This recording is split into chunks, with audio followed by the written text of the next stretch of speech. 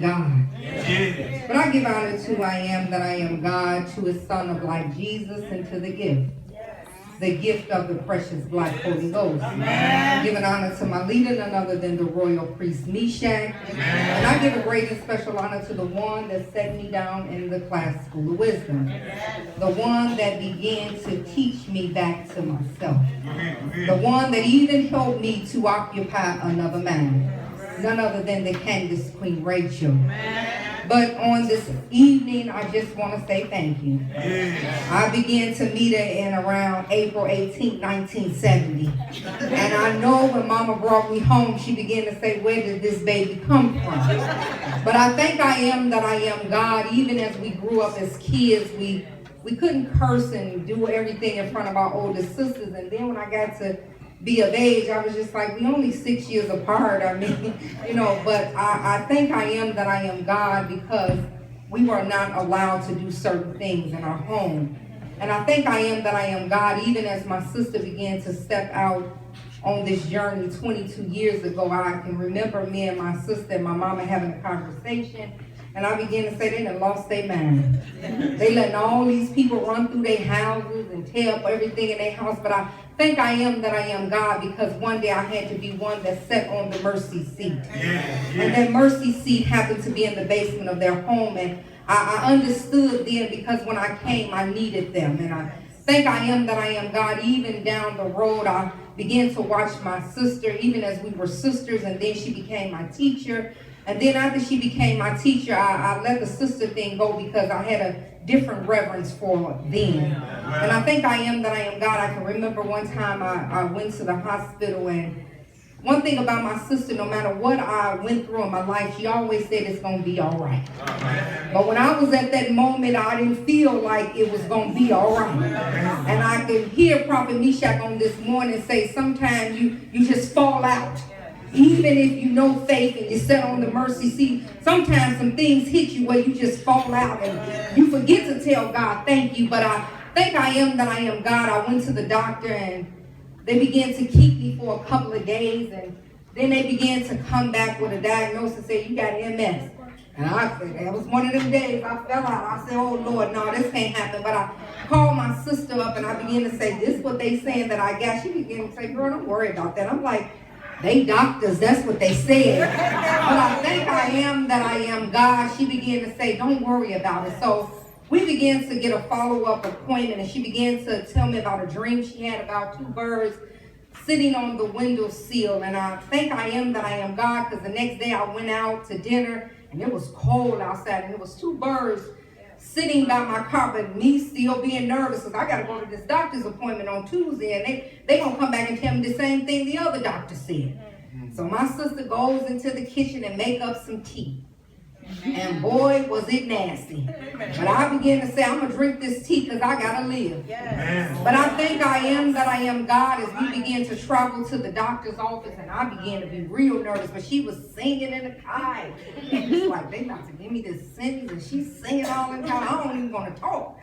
But I think I am that I am God. We went up to the doctor. They took what they took, and it took some days. And I was in a meeting at work, and the phone rang.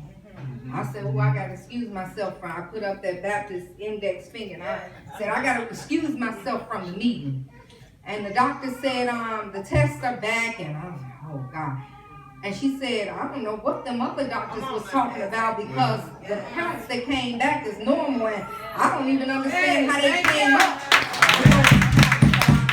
I think I am that I am God. I believe that even when the adversary was trying to tell me something different, I still had faith in my sister because I realized that she had laid down a life so that I too could have a portion of the goods. And I think I am that I am God, that my sister didn't live any old kind of life. I think I am that I am God. She always lived an upstanding life. Even when I wanted her to do some things, she began to say, no, I ain't going to do those. I was like, okay, well, you ain't. But I think I am that I am God. God even changed my life one day. And I think I am that I am God because I too am an empress. I too am a queen. And I carry myself like that every day of the week. And I want to say, Candace, Queen Rachel, If I could give you the world, I would. Many times my sister can say she wants something, and I'll go out and buy it. I don't care what it is. Whatever I hear her say she wants, I'll make sure it don't have to be a teacher's appreciation day. It don't have to be her birthday. Whatever my teacher says she wants, if I can get it, I'm going to make sure it's got it. So today, Queen Rachel, you are well deserving of the honor that is getting ready to be bestowed on you. And you have already walked in that light in my life. And for that, I say thank you.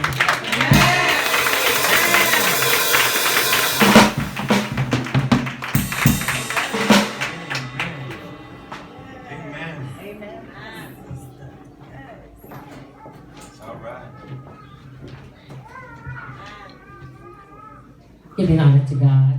Amen. I thank God for allowing me to be here, to be present for this consecration that is well deserving. As the older sister, I know the ups, I know the downs, and I know what it takes to get to where she got to. In life, we go through things, but the reason we go through things is because the life God has for us. And if we don't experience the things of life, then we can't teach others about life. And so I thank God for her and for her life. And when our mother was working tirelessly to raise 8 kids as a single mother, I became the mother of the house.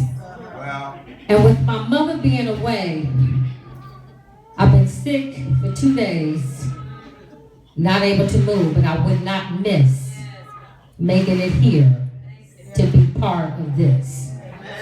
Because without my mother being present, I needed to be here. And I asked God, I know that people are going to say how well she is. And what is it that you would have me to say to her? And before I do anything, I go to God in prayer. Because I need for God to speak. And God spoke. And I'm going to speak the words that God gave me. And part of it was the call to be a woman of wisdom and discernment. And as God has now called you, Queen Rachel, you to a higher place in Him. Know that the road will not be easy. Yes, you preached. Yes, you taught. But now it's a consecration, and He's going to bring you to a higher level. So despite what you've already done, when God called you, it's not going to be easy. There will be obstacles to overcome.